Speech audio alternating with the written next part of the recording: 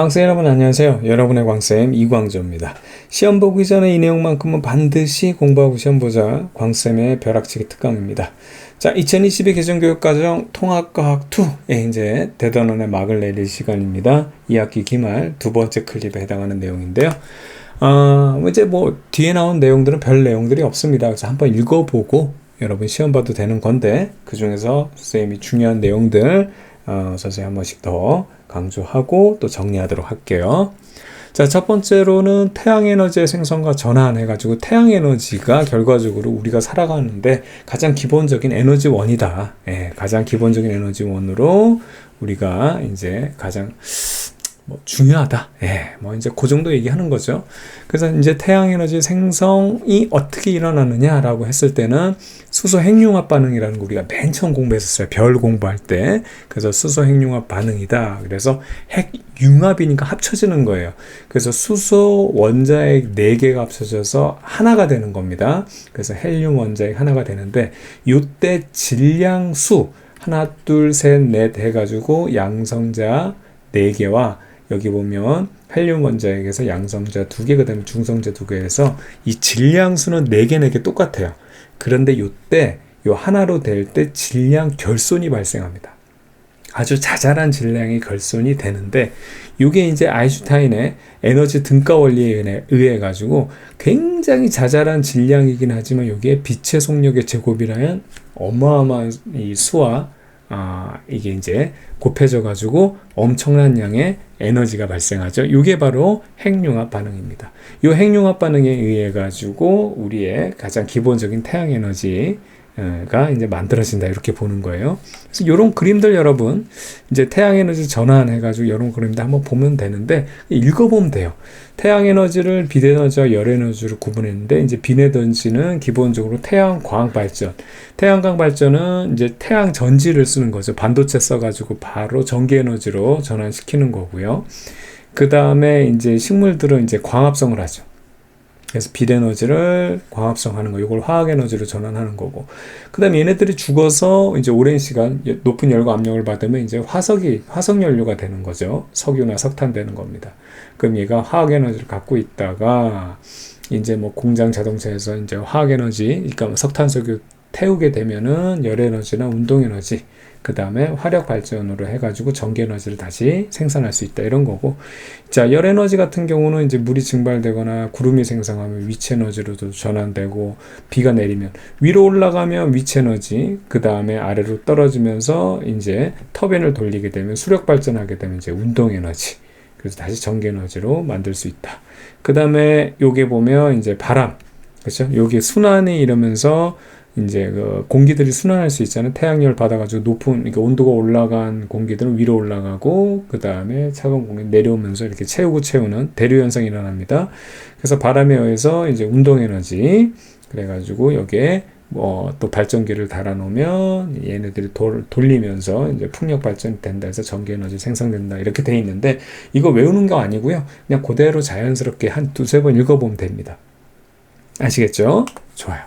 자, 그 다음에 실제로 전기 에너지로 전환하는 실질적인 도구, 기기인 이제 발전기에 대해서 살펴보는데 그 발전기의 원리가 전자기 유도라는 사실, 여러분 이거 중학교 3학년 때 다 배웠던 내용입니다.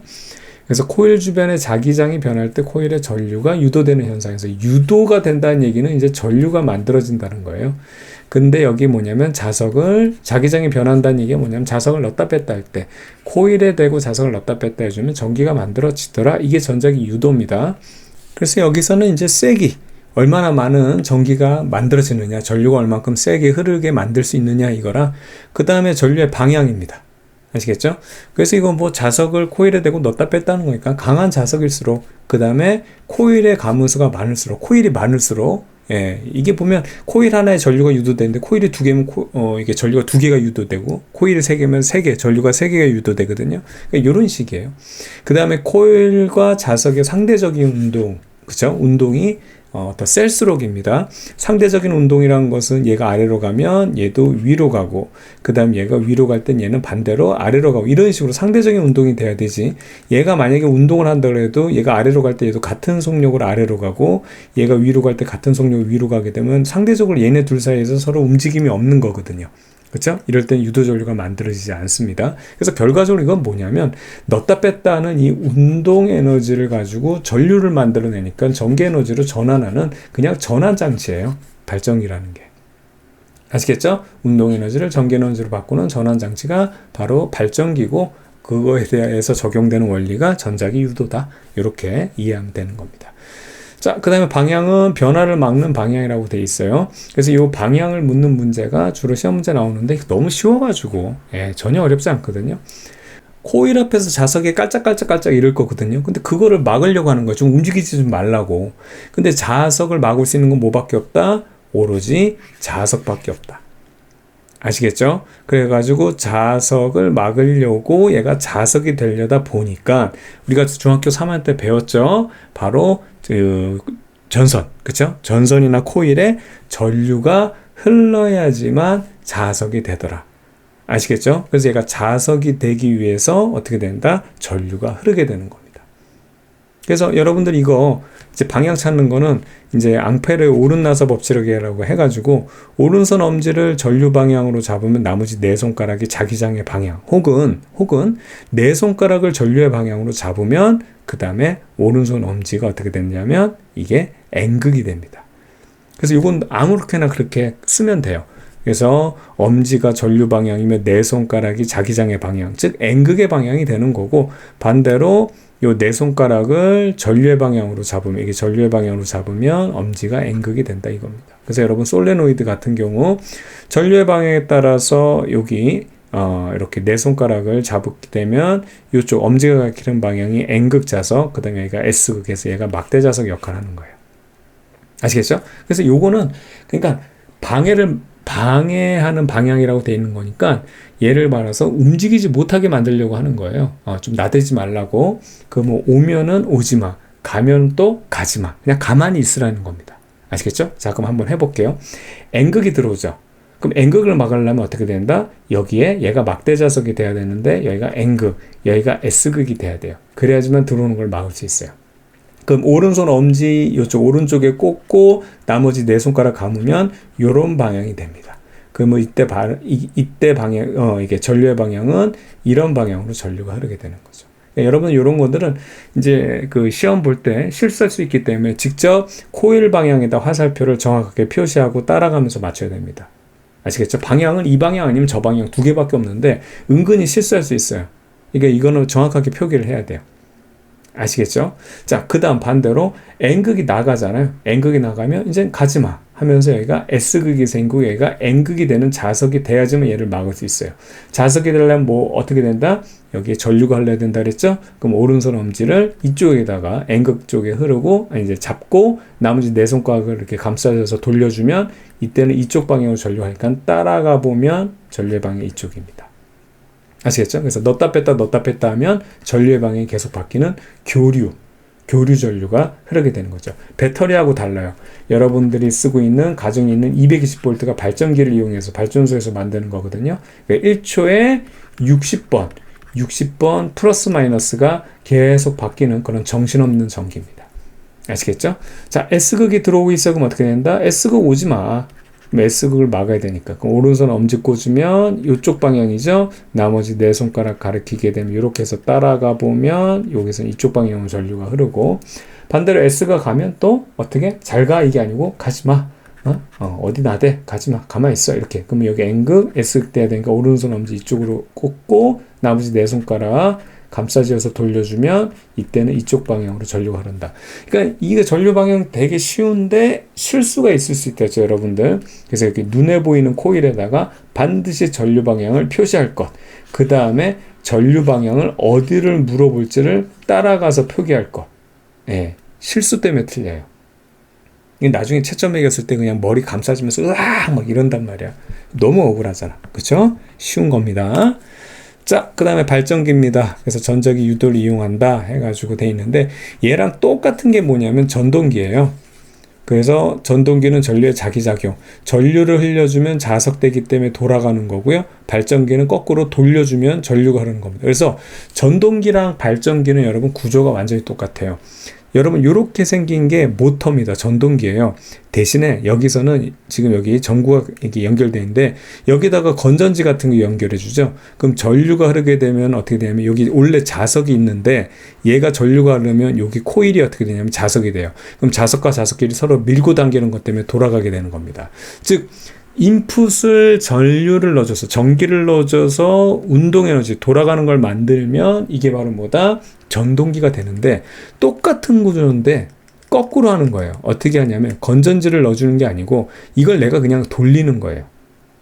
아시겠죠? 이걸 돌리게 되면 그 다음에 여기다 이제 건전지가 아니라 이렇게 전구를 연결했죠. 얘가 돌리면 얘가 돌아가면서 결과적으로 이제 이 자석, 자기장이 있으면, 자기장이 이렇게 있잖아요. 여기 연구 자석이 있으면 코일이 돌아가면서 마치 자석을 넣었다 뺐다 원래 지가 돌아가는데 지가 이 N극에서 멀어지고 가까워지고 멀어지고 가까워지고 S극하고 이렇게 되는 건데 마치 자석을 넣었다 뺐다 하는 효과가 이렇게 일어나기 때문에 어떻게 된다? 여기에 전류가 흐르게 되는 겁니다.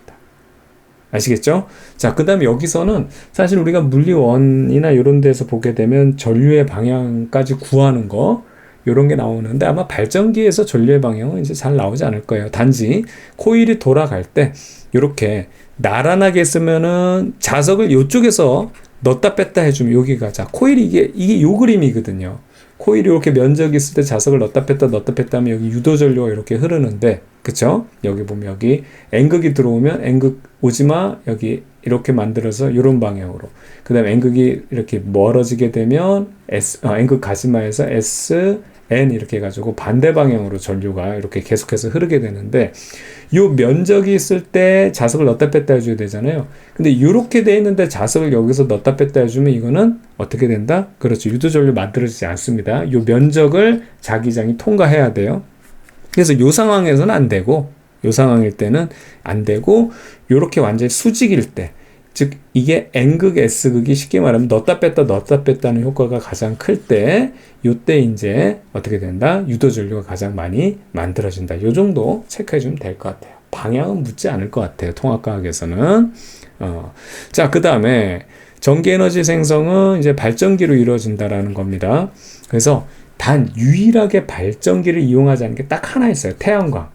빛에너지를 바로 전기에너지로 바꾸는 거. 이거는 태양전지를 이용해서 이건 반도체를 이용하는 거고요.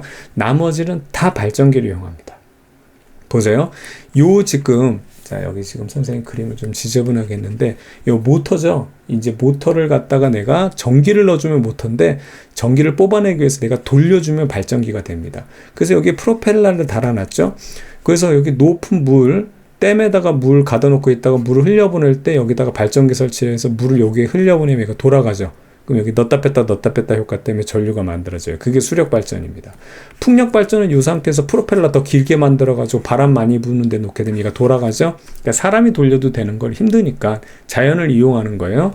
그럼 어떻게 넣었다 뺐다 효과 때문에 전기 만들어지죠. 조력 발전은 뭐예요? 밀물, 썰물 있을 때 똑같이 요거 설치해 놓고 난 다음에 밀물일 때, 썰물일 때 돌리죠. 그때 전기 만들어지는 겁니다. 자, 그 다음에 원자력 발전, 화력 발전, 태양열 발전은 뭐냐면 똑같이 이 발전기를 이용하는데 원자력을 위해서 엄청난 열 발생하죠. 그때 이만한 통에다가 물을 끓여요. 그럼 엄청나게 증기가 꽉 차죠. 아시겠죠? 그러고 나서 여기다가 여기다 놓을게요. 여기다가 증기를 꽉 차게 한 다음에 얘를 뚜껑을 딱 열면 증기들이 미치듯이 빠져나올 때 쉽게 말하면 터빈을 돌립니다. 발전기를 돌립니다. 그래서 전기 만들고 화력 발전도 어떻게 된다? 물 끓이는 거예요. 똑같아요. 태양열 발전도 어떻게 한다? 태양열로 물 끓여가지고 증기를 갑자기 딱 오픈시켜서 증기가 이동할 때 터빈 돌리는 거 이용하는 거예요. 모두 발전기를 이용하는 겁니다. 그 중에서 얘네들은 직접적으로 발전기를 돌리는 얘네들은 물을 끓여서 주의할 거는 태양광과 태양열을 여러분 헷갈리면 안 됩니다.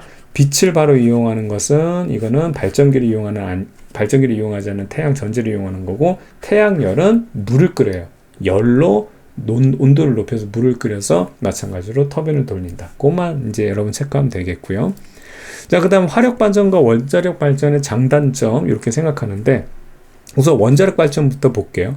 전력을 대량으로 생산합니다. 여기서 발생되는 이제 쉽게 말하면 핵 분열 때 에너지가 어마무시하거든요. 그걸로 물 끓여가지고 터빈 돌려가지고 발전을 하고, 그 다음에 요게 장점은 이산화탄소, 뭔가를 태우는 건 아니기 때문에 이산화탄소 배출이 안 돼요. 아시겠죠? 근데 단점은 이제 안전 문제죠. 방사능이나 아니면 이제 핵 폐기물 문제, 요 정도 체크하면 되겠고요. 화력 발전은 전력 수급이 빠른 발전이다 해가지고 필요할 때마다가 내가 어떻게 된다? 그렇죠. 그냥 석탄 떼면 돼요. 그래서 물 끓이면 돼요. 필요한 거. 원자력은 원자력 발전소에서 뭐 이렇게 해야 되지만, 화력 발전도 물론 이제 화력 발전소에서 하지만 그냥 그 자리에서 그냥 내가 태울 만큼 태워가지고 그냥 발전을 바로바로 하면 됩니다. 그래서 뭐 전기가 많이 뭐 어느 정도 필요하다, 지금 당장 필요해, 그럼 바로 그냥 석탄 집어넣어가지고 태워가지고 바로 화력 발전하는 거고요. 단점은 이제 다량의 이산화탄소 발생한다는 겁니다. 아시겠죠? 그래서 우리가 발전에 대한 기본적인 사실을 알고 있어야 되는데, 대규모 발전으로 기본적인 발전량은 원자력으로 해결을 해요. 기저발전이라 그래요. 그러고 난 다음에 만약에 이거 발전해 놓고 난 다음에 남는 거 다 버려야 되거든요. 예, 우리가 이거를 뭐 배터리로 따로 저장하거나 이런 일을 하기가 힘듭니다. 그래서 이게 왜냐하면 교류 발전이라 그래요. 직류 발전 같은 경우는 이제 배터리에 저장이 되는데 교류는 발전이 안 돼요. 배터리에 충전이 안 돼요. 왜냐하면 전기가 왔다 갔다 하기 때문에 같은 방향으로 꾸준하게 들어가야지만 배터리에 충전되는데, 일로 갔다 절로 갔다 하면 충전 방전해서 결국엔 방전됩니다. 아시겠죠? 그래서 기본적인 발전량을 원자력으로 해결하고, 갑자기 만약에 전력 수요가 늘어난다 그러면 이제 화력 발전을 막 떼가지고 그 부족한 부분을 채우는 거예요. 아시겠죠? 이런 식으로 발전을 하는 겁니다. 그러니까 급할 때는 화력 발전이 아주 최고고요. 기본 발전은 원자력으로 대규모의 발전을 하는 게 이런 지금 우리나라 발전 시스템에, 뭐 전 세계도 비슷해요. 전 세계도 이런 식으로 전력을 생산하고 있습니다. 자, 이어서 에너지 전환. 이거 여러분 한 번씩 읽어보면 된다 그랬죠. 그래서 잘 보게 되면 이제 전기 에너지 이렇게 돼 있는데, 전기 에너지로 만약에 전열기, 그쵸? 뭐 이게 전기 난로 쓰면 열 에너지로 전환되고, 그다음에 열 에너지를 가지고 화력 발전하면 전기 에너지로 전환되고, 그다음에 아까 얘기했죠. 전기 에너지를 넣어줬을 때 이제 모터를 돌리면 역학적 에너지 돌아가니까, 근데 우리가 돌려주면 그냥 그 전기를 만드니까 발전기가 되고, 이게 한 번씩 읽어보면 됩니다. 화학 에너지는 충전하면 전기 에너지 충전시키면 화학 에너지가 되고, 이제 배터리를 쓰게 되면 이게 전지죠. 전기 에너지가 되고, 여기 빛 에너지를 가지고 태양 전지를 이용하면 전기 에너지로 이제 충전이 되는 거고, 그다음 전기 에너지를 우리가 이제 딱 전등을 켜게 되면 빛 에너지로 전환되고, 이건 뭐야 또? 화학 에너지는 뭐 반딧불이 뭐 다 갖다 붙였네. 빛 에너지는 광합성. 그 다음에 이거 태우게 되면 이게 이제 화학 에너지니까 석탄도 여기 포함됩니다. 건전지도 화학 에너지고요. 연소시키면 열 에너지 되고, 마찰하면 역학적 에너지 열 에너지. 그냥 읽어보면 돼. 읽어보면. 그쵸? 자, 그래서 에너지는 전환되고요. 그 다음 포인트는 뭐냐면, 에너지는 그런데 보존된다는 거예요. 이 전 우주에 있는 에너지는 다양한 형태로 이렇게 전환을 시킬 수 있지만 새로 생기거나 소멸되지는 않는다는 겁니다. 이게 에너지 보존 법칙이에요. 아시겠죠? 그래서 여러분들이 에너지를 만들어낼 수가 없어요. 그거는 에너지를 전환시킨 것 뿐입니다. 되겠죠? 그러면 이런 문제가 나와요. 에너지는 어떻게 새로 생기거나 소멸되지 않고 보존되는데 왜 에너지를 아껴야 되느냐 이거죠. 그게 바로 에너지 효율 문제입니다. 이게 에너지를 절약하는 이유거든요. 그래서 뭐냐면, 에너지는 새로 소멸되거나 그 다음에 생성되지는 않긴 하지만 왜 에너지를 아껴야 되냐면, 유용하게 사용되는 에너지는 한정적이에요. 즉 이걸 선생님이 어떻게 표현하냐면, 세상에 돈은 많아요. 전 세계에 돈은 많습니다. 차고 넘쳐요. 그렇지만 내 돈은 별로 없어요. 그래서 여러분 돈을 아껴야 되는 거예요. 그 세계에 있는 모든 돈이 다 내 돈이면 안 아껴도 돼요. 그렇죠? 하지만 돈은 진짜 많지만, 그리고 그 돈이 없어지거나 새로 생기거나 이러진 않지만 내 돈은 얼마 안 돼요. 그래서 아껴야 된다, 그 얘기입니다. 그래서 실제로 유용하게 사용된 에너지 대부분 다 열 에너지로 열화돼 가지고 엔트로피만 올리는 그런 일로 갔기 때문에 최종 에너지의 전환 형태가 열 에너지거든요. 그래서 우리가 유용하게 사용된 에너지는 한정적이기 때문에, 그래서 에너지를 아껴야 된다. 그래서 에너지 효율은 쉽습니다. 공급한 에너지 분의 우리가 실질적으로 사용한 에너지 곱하기 100이에요. 그래서 이게 전기세 계산하는 거랑 똑같습니다. 우리가 전기세 계산하는 거. 그래서 우리가 전기세 얼마큼 썼는데, 뭐 예를 들어서 세탁기를 돌리건 무슨 뭐 전등을 켜던 뭐 이런 식으로 전기세 들어간 거에 비해서 얘가 얼마만큼 빨래를 잘했느냐, 아니면 전기세 들어간 거에 비해서 얘가 전기 먹은 거에 비해서 얼마만큼 빛을 잘 밝혔느냐, 이걸로 효율을 따지는 겁니다. 그래서 제품마다 이 효율 등급이라는 게 있죠. 얘는 전기세에 비해서 일을 잘 못하는 애고요. 3등급짜리는 얘는 전기 먹은 거에 비해서 이거 잘하는 애입니다. 그쵸? 먹은 만큼 얘가 충분히 일을 하는 애. 이렇게 우리가 전기 효율을 나타내는, 에너지 효율을 나타내는 거죠. 자, 요 문제는 뭐냐면, 요게 작년에 선생님이 학교에서 시험 문제 냈던 건데, 오답률이 어마어마했었습니다. 이제 요게 3학년, 여러분 중학교 3학년 때 전력 문제에서 흔한 문제로 생각해가지고 이거 다 틀렸는데, 봐봐. 이거 선생님 학교에서 설명 다 수업 시간에 했던 건데도, 수업을 안 들어. 다 그냥 학원에만 의지해가지고, 이게 이제 항상 문제집이나 이제 뭐 학원에서 공부했던 그 내용만 기억하고 있어서 그렇지, 이거 전혀 새로운 문제거든요. 우리가 이제 소비 전력이라는 게 뭐냐면, 자, 220V에 이렇게 전격 전압에 전구 ABC를 이렇게 연결했어요. 얘는 10W 먹고 15W 먹고 20W 먹는 건 전기를 많이 먹었다는 얘기거든요. 그러면 같은 전구면 누가 더 밝느냐, 누가 더 밝기가 밝냐라고 했을 때는 아무래도 전구가 같은 회사에서 만든 전구라면 이게 결과적으로 전기를 많이 먹을수록 얘가 할 일이 뭐 있어요? 그냥 빛 밝히는 것밖에 없어요. 그래서 얘가 많이 먹을수록 어떻게 된다? 전구가 밝다 해가지고 밝기를 그냥 CBA 해가지고 CBA 4번 쓰는 애들이 엄청나게 많았다고. 다 틀렸다고요. 이거 수업 시간에 선생님이 그렇게 강조를 했는데, 이 문제는 뭐냐면요. 봐봐요. 서로 다른 제조사 제품이에요. 그럼 10W 먹고 15W 먹고 20W 먹었다 하더라도 얘는 20W 많이 먹고 전구는 또 흐릴 수 있어요. 즉 제품이 뭐예요? 불량이지, 별로. 저질 제품이지. 품질이 안 좋은 제품일 수도 있고, 얘는 10W를 먹었음에도 불구하고 얘네들보다도 훨씬 더 전기는 적게 먹어도 훨씬 밝을 수도 있어요. 무슨 얘기인지 아시겠죠? 그래서 모르기 때문에 이걸 어떻게 알아요? 그래서 국가기관에서 에너지 소비 효율 등급을 체크해서 가전제품에 붙인 거예요. 이거는 얘는 먹은 거에 비해서 일 잘한다, 얘는 먹은 거에 비해서 형편없다, 이런 식이에요. 아시겠죠? 그게 정답 뭐예요? 5번이에요. 알 수 없다예요. 응? 그렇게 설명을 해줬구만. 어떻든 아시겠죠? 여러분 주의해야 됩니다.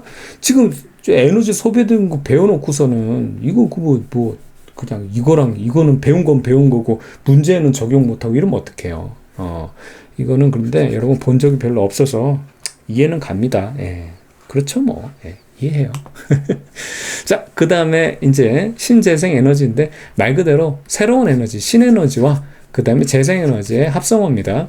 신에너지는 기존에 없던 새로운 에너지. 자, 보세요. 수소에너지, 연료전지, 자, 요런 거 있고, 석탄의 액화 및 가스화, 요거 하나만 좀 체크해 두세요. 이제 석탄이 고체잖아요. 근데 그거를 액체화하고 기체화됐다. 요게 이제 새로운 에너지다. 뭐 수소에너지, 연료전지 이런 거 한번 딱 들어도 새롭잖아. 그쵸? 그 다음에 재생에너지. 자, 이거 재활용 가능한 에너지니까 이거는 화력과 원자력만 빼주면 돼요. 나머지 거. 자, 태양광, 태양열, 풍력, 수열, 지열, 바이오, 폐기물 다 여러분들, 요 폐기물도 재활용 된다는 얘기니까 이런 거 틀리지 않아요. 그쵸? 화력과 원자력, 특히 원자력 재활용 안 됩니다. 예, 요것만 주의하면 돼요. 자, 친환경 에너지 도시는 뭐예요? 태양광 재활용 시설 등 신재생 에너지 설비를 갖춘 도시다. 그래서 신에너지를 사용하고 그 다음에 재활용 에너지를 사용한다. 너무 당연한 얘기입니다. 자, 그 다음에 새로운 에너지원 개발해서 초전도 핵융합 연구를 한다. 그래서 우리가 차세대 초전조 토카마기 연구를 해가지고 굉장히 우리나라에서도 지금 진척이 커요. 그래서 우리가 핵 분열, 더 이상 핵 분열하면 이제 핵 폐기물 문제 이런 게 있고 하니까 핵융합을 하겠다 해가지고 이제 연구를 하는 겁니다. 토카막은 뭐냐면, 자, 핵융합 반응이라는 거 우리가 앞서 살펴봤지만 결과적으로 태양을 만드는 거예요. 그래서 태양을 만들어서 거기 에너지를 쓰겠다는 건데 문제는 태양을 만들어 놓으면, 여러분 생각해봐. 그걸 담아둘 그릇이 어딨어. 엄청나게 뜨겁기 때문에 그걸 담아 놓으면은 다 녹아버린단 말이야. 그래서 걔를 담을 수 있는 그 그릇, 그걸 토카막이라고 하는 겁니다. 그러니까 엄청난 자기장으로 태양을 담아놓는 그릇을 만들려고 하는 게 바로 그거예요. 아시겠죠? 좋습니다.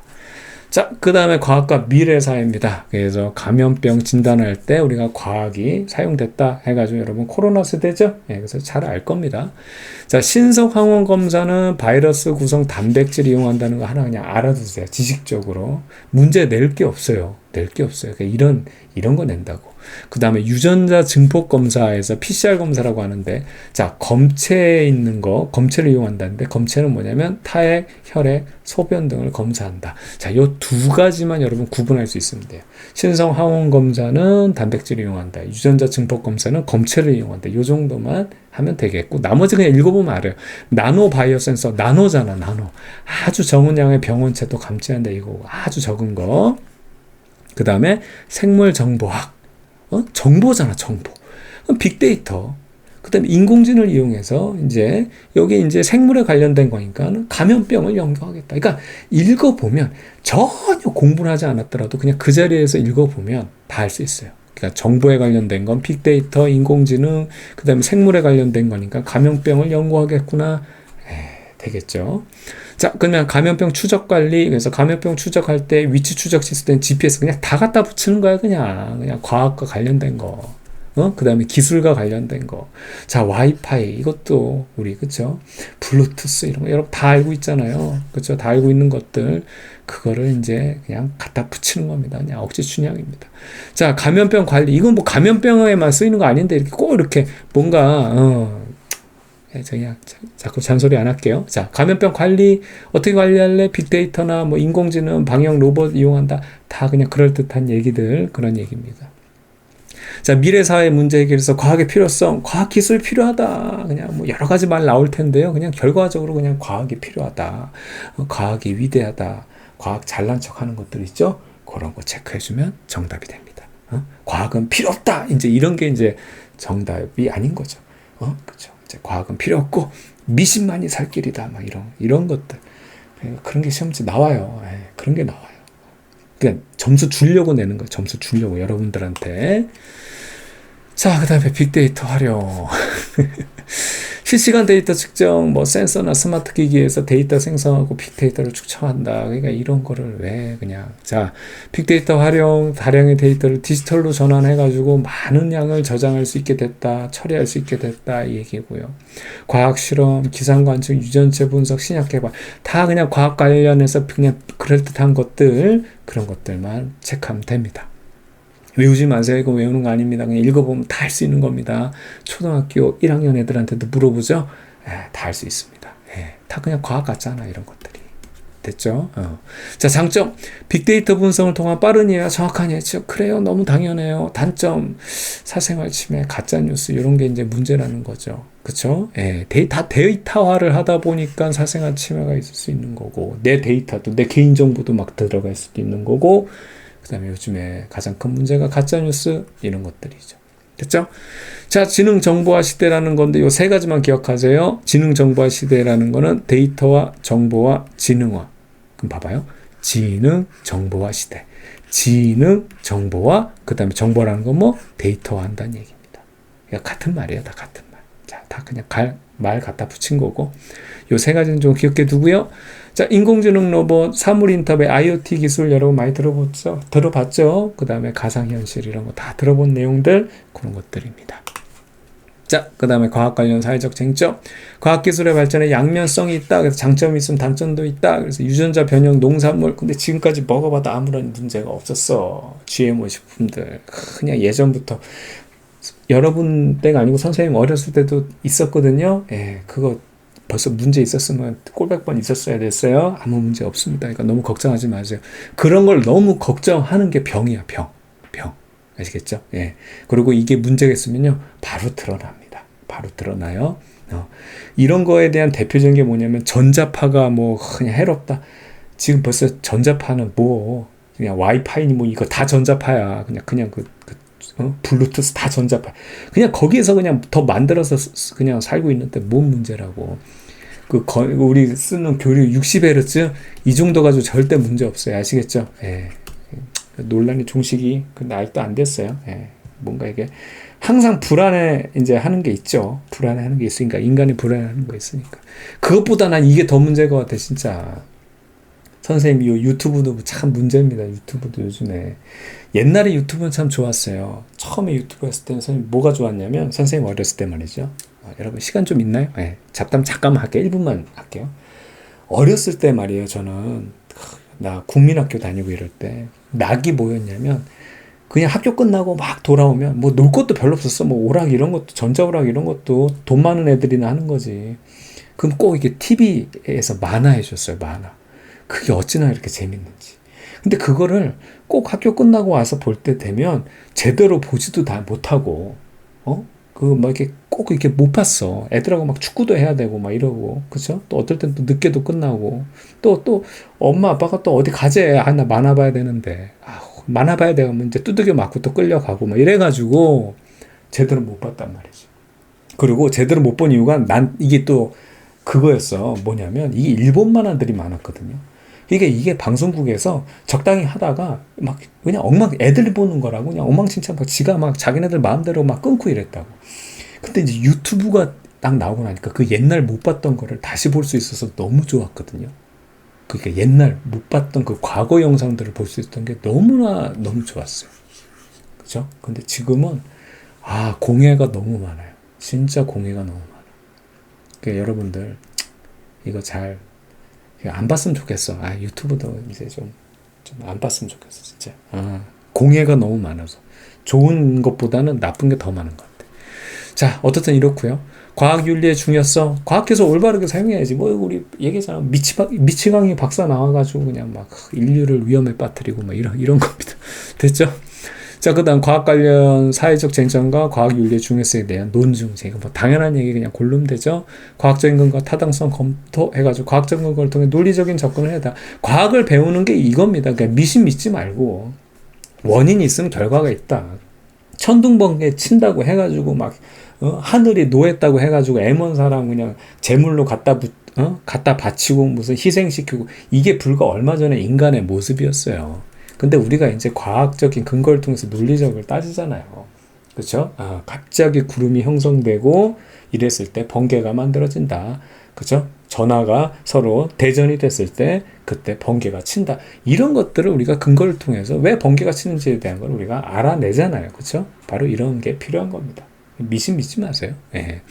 그 다음에 과학적 윤리 고려. 그래서 개인적 측면, 사회적 측면, 윤리적 측면을 고려해야 된다. 다 그럴듯한 얘기들입니다. 자, 여기까지 정말 수고 많았고요. 여러분들 수고 많았습니다. 예, 이렇게 해서 우리 통합과 1부터 2까지 모든 내용들 다 정리했고요. 여러분들 특히 마지막 부분은 쉬운 내용이니까 한 번만 읽어보면 돼요. 딱 한 번만 읽어보세요. 한 번만. 예, 그렇게 하면 되겠습니다. 자, 여러분들 고생 많았고요. 저는 여러분의 광수임이었습니다. 다음 강의에서 또 다시 만나도록 할게요. 여러분들 수고 많았습니다.